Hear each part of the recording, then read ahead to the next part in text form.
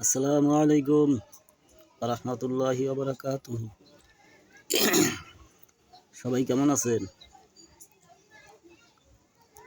আলহামদুলিল্লাহ, আল্লাহ খুব ভালোই রাখছে।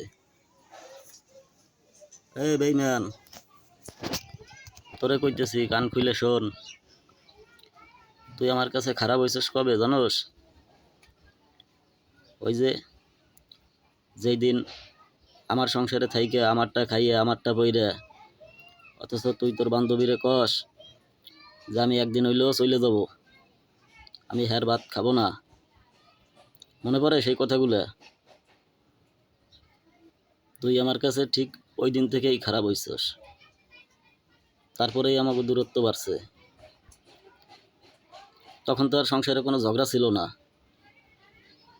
খুব আরামেই চলতেছিলাম।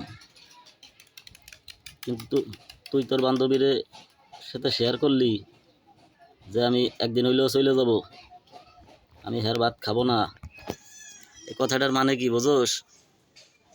আমি তো এতদিন কাউরে কিছু কই নাই, কিন্তু এখন থেকে বলবো। তুই তো ওই দিনই খারাপ হয়ে গেছস। আর তোর তো বউ নাই, তোর বউ নাইরেও তো আমি এইগুলা প্রমাণ দেখাইছিলাম। তুই যদি এতই ভালো হবি তাহলে প্রমাণগুলা ডিলিট করলি কেন? তুই যে কতটা ভালো, তোর গ্রামের মানুষ খালি তোকে ভালো কয়। আমার কাছে এরকম আরো অহরহ প্রমাণ আছে, যেগুলা মনে কর আগামীতে ওই এপিসোড হিসেবে আসতে যাচ্ছে অনলাইনে, সব সময় পাবি।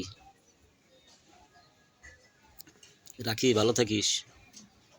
আমার নামে এক গাদা বদনাম কইছস না, এখন আমি কব। কিন্তু আমি কারো নামে বদনাম কব না, আমি কব সব সত্য কথা, যেগুলা তোদের ব্যবহার, তোদের আচরণ, ঠিক আছে, এগুলোই আমি কব। সব সত্যি কথা বলবো, কোনো মিথ্যার আশ্রয় নেব না। রাখি, ভালো থাকিস।